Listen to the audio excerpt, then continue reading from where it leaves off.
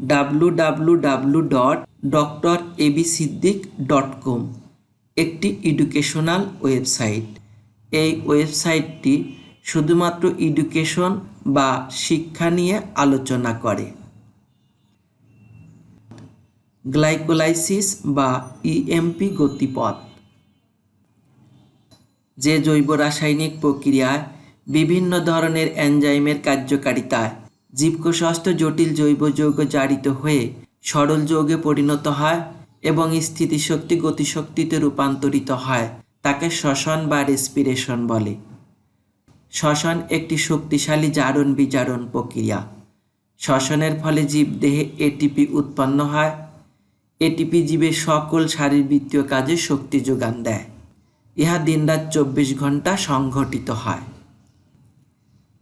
Greek শব্দ গ্লাইকো অর্থ sugar বা চিনি এবং লাইসিস অর্থ স্প্লিটিং বা ভাঙা নিয়ে গ্লাইকোলাইসিস শব্দটি গঠিত।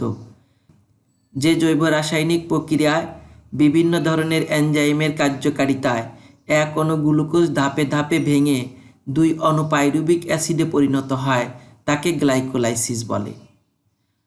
1918 সালে জার্মান বিজ্ঞানী অ্যামডন, মায়ারহফ এবং পারনাস গ্লাইকোলাইসিসের বিক্রিয়াগুলো আবিষ্কার করেন। তাদের নাম অনুসারে গ্লাইকোলাইসিসকে সংক্ষেপে ইএমপি গতিপথ বলা হয়। ইহা কোষের সাইটোপ্লাজমে ঘটে বলে একে সাইটোপ্লাজমিক শ্বসনও বলা হয়। এতে অক্সিজেন প্রয়োজন হয় না। এক অণু গ্লুকোজ থেকে 2 অণু পাইরুভিক অ্যাসিড উৎপন্ন হয়। গ্লাইকোলাইসিস প্রক্রিয়ার রেখাচিত্র। গ্লাইকোলাইসিস প্রক্রিয়াটি C3 চক্রের বিপরীত। এটি C3 চক্র, এটি গ্লাইকোলাইসিস। C3 চক্রটি বিপরীত ক্রমে সাজালে গ্লাইকোলাইসিস হয়ে যায়। C3 চক্রের সবশেষে গ্লুকোজ, গ্লাইকোলাইসিসে এটি প্রথমে বসবে। গ্লুকোজ প্রথমে বসিয়ে দেই। গ্লুকোজ বসিয়ে দিলাম। এরপর গ্লুকোজ 6 ফসফেট বসিয়ে দেই।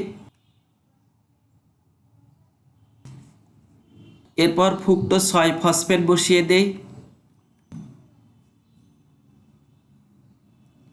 এরপর ফ্রুক্টোজ 120 ফসফেট বসিয়ে দেই। এরপর 3 ফসফোগ্লিসারালডিহাইড বসিয়ে দেই। এরপর 1,3,20 ফসফোগ্লিসারিক অ্যাসিড।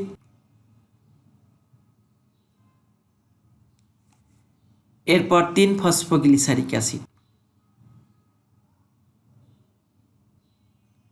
এই পর্যন্ত C3 চক্রের বিপরীত হলো গ্লাইকোলাইসিস।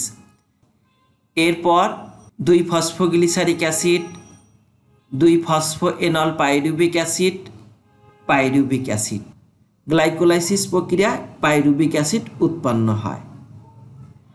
এনজাইমগুলো বিপরীত ক্রমে সাজিয়ে দেই। প্রথমে হেক্সোকাইনেস এনজাইম বসিয়ে দেই। এরপর phosphogluco isomerase enzyme, phosphofructokinase enzyme, aldolase kinase enzyme, phosphoglyceraldehyde dehydrogenase enzyme, phosphoglyceric acid kinase enzyme, phosphoglyceromutase enzyme, enolase enzyme, pyruvic acid kinase enzyme. এভাবে বিপরীত ক্রমে সাজিয়েই গ্লাইকোলাইসিস। পরীক্ষার খাতায় গ্লাইকোলাইসিসের রেখাচিত্রটি আঁকতে হবে। 1. হেক্সোকাইনেস এনজাইমের কার্যকারিতায় গ্লুকোজ থেকে গ্লুকোজ 6 ফসফেট উৎপন্ন হয়। 2. ফসফোগ্লুকো আইসোমারেজ এনজাইমের প্রভাবে গ্লুকোজ 6 ফসফেট থেকে ফ্রুক্টোজ 6 ফসফেট উৎপন্ন হয়। 3. ফসফোফ্রুক্টোকাইনেস এনজাইমের কার্যকারিতায় ফ্রুক্টোজ 6 ফসফেট ফ্রুক্টোজ 120 ফসফেটে রূপান্তরিত হয়। 4. অ্যালডোলেস এনজাইমের কার্যকারিতায় ফ্রুক্টোজ 120 ফসফেট হতে 3 ফসফোগ্লিসারালডিহাইড এবং ডাইহাইড্রক্সি অ্যাসিটোন ফসফেট উৎপন্ন হয়। 5 ফসফোগ্লিসারালডিহাইড ডিহাইড্রোজিনেস এনজাইমের প্রভাবে 3 ফসফোগ্লিসারালডিহাইড থেকে 1,3,20 ফসফোগ্লিসারিক অ্যাসিড উৎপন্ন হয়। 6 ফসফোগ্লিসারিক অ্যাসিড কাইনেস এনজাইমের কার্যকারিতায় 1,3,20 ফসফোগ্লিসারিক অ্যাসিড হতে 3 ফসফোগ্লিসারিক অ্যাসিড উৎপন্ন হয়। 7 ফসফোগ্লিসারোমিউটেস এনজাইমের প্রভাবে 3 ফসফোগ্লিসারিক অ্যাসিড 2 ফসফোগ্লিসারিক অ্যাসিডে রূপান্তরিত হয়। 8 ইনোলেস এনজাইমের প্রভাবে 2 ফসফোগ্লিসারিক অ্যাসিড থেকে 2 ফসফোএনল পাইরুবিক অ্যাসিড উৎপন্ন হয়।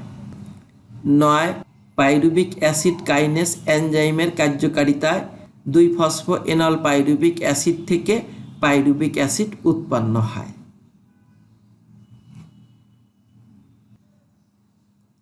গ্লাইকোলাইসিস বা ইএমপি চক্রের বর্ণনা পরীক্ষার খাতায় কিভাবে লিখতে হবে তা তোমাদের মাঝে উপস্থাপন করছি।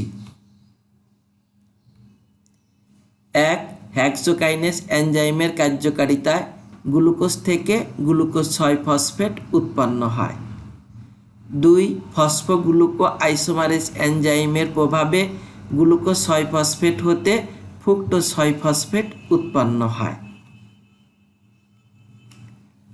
3 ফসফোফ্রুক্টোকাইনেস এনজাইমের উপস্থিতিতে ফ্রুক্টোজ 6 ফসফেট ফ্রুক্টোজ 120 ফসফেটে পরিণত হয়। 4 অ্যালডোলেস এনজাইমের কার্যকারিতায় ফ্রুক্টোজ 120 ফসফেট হতে 3 ফসফোগ্লিসারালডিহাইড ও ডাইহাইড্রক্সি অ্যাসিটোন ফসফেট উৎপন্ন হয়। 5 ফসফোগ্লিসারালডিহাইড ডিহাইড্রোজিনেস এনজাইমের প্রভাবে 3 ফসফোগ্লিসারালডিহাইড হতে 1,3,20 ফসফোগ্লিসারিক অ্যাসিড উৎপন্ন হয়। 6 গ্লিসারিক অ্যাসিড কাইনেস এনজাইমের সহায়তায় 1,3,20 ফসফোগ্লিসারিক অ্যাসিড 3 ফসফোগ্লিসারিক অ্যাসিডে পরিণত হয়। 7 ফসফোগ্লিসারোমিউটেস এনজাইমের উপস্থিতিতে 3 ফসফোগ্লিসারিক অ্যাসিড হতে 2 ফসফোগ্লিসারিক অ্যাসিড তৈরি হয়। 8 এনোলেস এনজাইমের কার্যকারিতায় 2 ফসফোগ্লিসারিক অ্যাসিড হতে 2 ফসফোএনল পাইরুবিক অ্যাসিড উৎপন্ন হয়। 9 পাইরুবিক অ্যাসিড কাইনেস এনজাইমের প্রভাবে 2 ফসফোএনল পাইরুবিক অ্যাসিড থেকে পাইরুবিক অ্যাসিড উৎপন্ন হয়।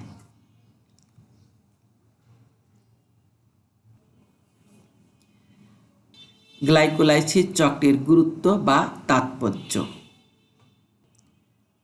1 ইহা কোষের সাইটোপ্লাজমে ঘটে।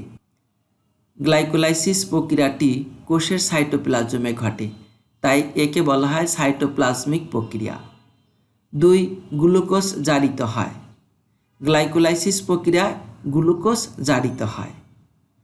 3 প্রতি অণু গ্লুকোজ থেকে 2 অণু পাইরুবিক অ্যাসিড উৎপন্ন হয়। গ্লাইকোলাইসিস প্রক্রিয়ায় 1 অণু গ্লুকোজ থেকে 2 অণু পাইরুবিক অ্যাসিড উৎপন্ন হয়।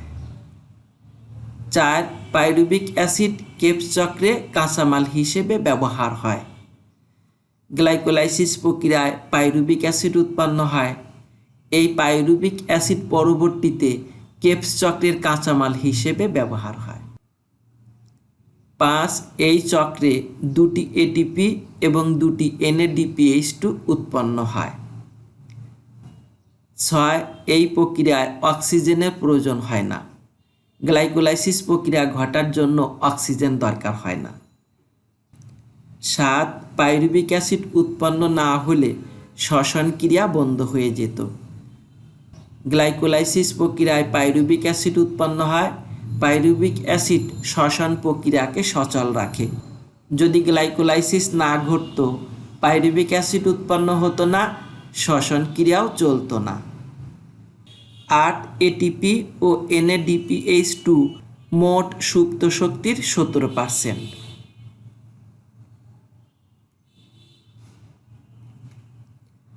ধন্যবাদ সবাইকে। আল্লাহ হাফেজ।